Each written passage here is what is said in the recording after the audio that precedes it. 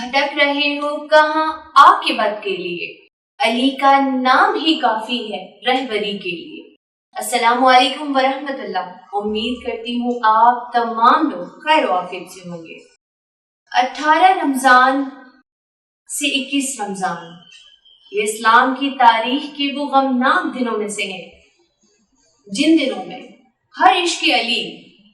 ہر محبت کرنے والا دل جو مولا علی علیہ السلام سے محبت کرتا ہے وہ غمزدہ ہے، غمگین ہے، کیونکہ 18 رمضان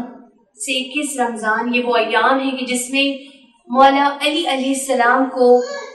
شہید کیا گیا، ان کو زہر آلودہ تلوار سے ضربت لگائی گئی اور اس زہر کی وجہ سے آپ 2 دن تک تڑپتے رہے اور 21 رمضان کو آپ نے شہادت فرمائی۔ تو جب مسجد میں اللہ کے حضور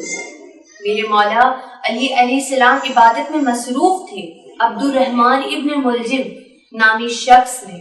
زہر آلودہ تلوار سے سر پہ ایسا وار کیا کہ جس سے میرے مولا سجدے میں ہی تڑپنے لگے۔ 18 رمضان کو آپ نے افطار اپنی صاحبزادی حضرت ام کلثوم علیہ السلام کے گھر کی، اور دسترخوان پہ حسب معمول سے زیادہ آپ نے چیزیں دیکھی جس میں دودھ اور کھجور شامل ہے، تو آپ نے بڑی حیرانگی سے سوال کیا کہ بیٹا کیا تم نے کبھی دیکھا ہے اپنے بابا کو کہ انہوں نے ایک چیز سے زیادہ کسی چیز پہ افطار کیا ہو؟ تو جس پہ ان کے صاحبزادی نے انہیں کہا کہ آج مجھے آپ کی طبیعت تھوڑی سی اضطراب والی لگی اور تھوڑا سا مجھے ایسا لگا کہ میں آج نمک اور جو کی روٹی کے علاوہ دودھ اور کھجور بھی رکھوں۔ تو آپ کی سادگی کی یہ مثال ایسی ہے کہ آپ نے اتنی ساری چیزیں ہونے کے باوجود بھی نمک اور جو کی روٹی سے افطار کیا۔ دسترخوان پہ مولا حسن علیہ السلام بھی موجود تھے۔ مولا علی علیہ السلام نے مولا حسن علیہ السلام سے پوچھا کہ ماہ رمضان کے کتنے ایام رہتے ہیں؟ تو امام حسن علیہ السلام نے فرمایا کہ 11 ایام۔ تو آپ نے فرمایا کہ ایسا لگتا ہے کہ آگے کے ایام ہمیں نصیب نہ ہوں گے، جس پہ امام حسن علیہ السلام اور ان کی صاحبزادی حضرت ام کلثوم علیہ السلام تھوڑا سا پریشان ہوئی۔ 19 رمضان کی شب میں تہجد کے بعد اور فجر سے پہلے جب آپ مسجد کی طرف رواں دواں تھے، آپ کے گھر پر آپ کی پالی ہوئی بطخیں بھی کبھی آپ کی ٹانگوں سے لپٹتی، کبھی آپ کی ابا کو پکڑتی، کبھی جیسے کہ زنجیر دربار بھی آپ کے دامن میں اٹک جاتی کہ آج مولا مسجد نہ جائیں گے، جیسے انہیں الہام ہوا ہو کہ آج مولا کو ضربت لگائی جائے گی۔ حسب معمول مولا اپنی عبادت کے لیے مسجد میں جیسے ہی داخل ہوئے تو کوفہ کی مسجد میں دیکھتے ہیں کہ ایک شخص اندھے منہ لیٹا ہوا ہے، سویا ہوا ہے۔ تو مولا علی علیہ السلام سے اٹھاتے ہیں اور کہتے ہیں کہ اٹھو، فجر کا وقت ہونے والا ہے۔ جیسے ہی وہ مولا کے چہرے پر دیکھتا ہے، مولا کو دیکھتا ہے، گھبراتا ہے، پریشان ہوتا ہے، اور ایک گھبراہٹ اس کے چہرے سے دکھتی ہے، کیونکہ اس کو یاد آتا ہوگا کہ یہ وہی مولا علی علیہ السلام ہیں جنہوں نے کتنی جنگیں جو ہے وہ جیتی ہیں، اور باغ خیبر اور کتنی ساری چیزیں جو ہیں وہ آپ نے اسلام کی تاریخ میں جنگوں کو جیتا ہے، کتنے لوگوں کو، کتنے بڑے بڑے ملونوں کو آپ نے جو ہے وہ بالکل مسمار کر دیا ہے۔ تو وہ گھبرایا ہوگا، پریشان ہوا ہوگا۔ بہرحال مولا علی علیہ السلام حسب معمول اپنی عبادات تعقیبات میں مصروف ہو گئے، اور جیسے ہی آپ سجدے کی حالت میں تھے کہ اس ملعون نے ایک زہر آلودہ تلوار سے ضربت لگائی اور سر سے پہ اس طرح سے وار کیا کہ مولا سجدے میں تڑپنے لگے، اور تڑپ کر وہ تڑپنے لگے میرے مولا، اور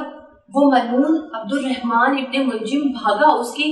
ہاتھ میں وہ تلوار تھی، خون اس کے ہاتھوں میں، جو میرے مولا کے خون سے اس کے ہاتھ لال تھے، وہ بھاگا۔ تو ابھی چونکہ نماز فجر ہونے میں تھوڑا وقت تھا، تو وہ کچھ نمازیوں نے دیکھا کہ یہ کون ہے جو بھاگ رہا ہے، کچھ نمازی اس کو پکڑنے کے لیے بھاگے، کچھ نمازی مولا علی کے پاس آیا، اور کچھ نمازی مولا علی علیہ السلام کے گھر گئے کہ وہ امام حسن امام حسین علیہ السلام کو اطلاع دیں کہ مولا علی علیہ السلام کے ساتھ یہ واقعہ پیش آ گیا ہے. اور جیسے ہی کیونکہ بھی فجر میں وقت تھا اور مولا علی علیہ السلام مولا امام حسن اور حسین علیہ السلام مسجد تشریف لانے میں تھوڑا وقت تھا، تو وہ جیسے ہی تشریف لاتے ہیں وہ دیکھتے ہیں کہ میرے بابا اس طرح سے زخمی ہیں، تڑپ رہے ہیں. تو جیسے ہی امام حسن حسین پہنچتے ہیں تو مولا علی علیہ السلام فرماتے ہیں کہ حسن نماز قائم کرو، فجر کا وقت ہوا جاتا ہے، نماز قائم کرو، جماعت کراؤ. اور میری تمارداری تو ہوتی رہے گی لیکن اس وقت فجر کا وقت ہے اور یہ وقت نہ ضائع ہو. تو جیسے ہی نماز امام حسن علیہ السلام کراتے ہیں اور پھر جب وہ نمازیوں سے اور امام حسن اور امام حسین علیہ السلام مولا علی کو اٹھاتے ہیں اور گھر کی طرف لے کے جاتے ہیں، کیونکہ گھر میں اطلاع دی جا چکی ہوتی ہے کہ مولا زخمی ہیں، تو ان کے گھر سے رونے کی اور صفِ ماتم بچ جاتا ہے، رونے کی آواز آتی ہے. تو بس مولا علی علیہ السلام فرماتے ہیں کہ یہی روک دو، نمازیوں سے کہو چلے جائیں گے، کیونکہ میرے گھر سے رونے کی آواز آ رہی ہے اور میں نہیں چاہتا کہ میرے گھر کی بیویوں کی آواز نامحرموں تک پہنچے. تو کہنے کا مقصد یہ ہے کہ یہ ایسا واقعہ ہے جس کو پڑھ کے انسان کی روح کانپ جاتی ہے، انسان کے رونتے کھڑے ہو جاتے ہیں اور انسان میں اتنی طاقت نہیں ہوتی کہ وہ یہ ساری چیزیں بیان کر سکے. تو جب طبیب کو بلایا جاتا ہے، طبیب کہتا ہے کہ یہ اتنا خطرناک یہ زہر تھا کہ اگر یہ زہر سمندر میں بھی ڈال دیا جائے، اس کا صرف ایک قطرہ، تو ساری مچھلیاں جو ہے وہ مر جائیں. اس زہر کو کم کرنے کے لیے آپ انہیں دودھ دیں، جتنا زیادہ دودھ دیں گے ان کا زہر کم ہوگا، ہاں البتہ ختم نہیں ہوگا. تو امام حسن اور امام حسین علیہ السلام کو یہ اندازہ ہو گیا کہ اب بس آخری ایام ہیں. جیسے ہی کوفہ میں یہ بات عام ہوتی ہے تو چھوٹے چھوٹے بچے، کم سن بچے کوزے لے کے آ جاتے ہیں جس میں دودھ ہوتا ہے، اور وہ جب امام جاتے ہیں گیٹ پہ، امام حسن علیہ السلام پوچھتے ہیں یہ کیا ہے؟ انہوں نے کہا کہ ہمارے آقا، ہمارے بابا امام علی علیہ السلام کو دودھ دینا ہے، کیونکہ دودھ سے ان کا زہر کم ہوگا. تو آج ہم دودھ نہیں پئیں گے، آج ہم اپنے حصے کا دودھ اپنے مولا کو دیں گے. جب کوفہ میں بہت سارے لوگ ہمیں چڑھاتے ہیں کہ تم یتیم ہو، مسکین ہو، تو جب ہم یہ شکایت لے کے مولا علی علیہ السلام کے پاس آتے ہیں تو وہ یہ کہتے ہیں کہ نہیں، تم ان سے کہا کرو کہ تمہارے بابا ہیں، تمہارے سر پر سایہ ہے، تمہارے بابا مولا علی علیہ السلام ہیں، تو آج ہم ان کو دودھ دیں گے. تو یہ وہ دن ہے اور یہ ان سے محبت ہے کہ بس بیان نہیں کی جا سکتی. 21 رمضان کو آپ شہادت فرماتے ہیں، اِنَّا لِلَّهِ وَإِنَّا إِلَيْهِ رَاجِعُونَ. اللہم لا نقتل الامیر المومنین. اللہ حافظ.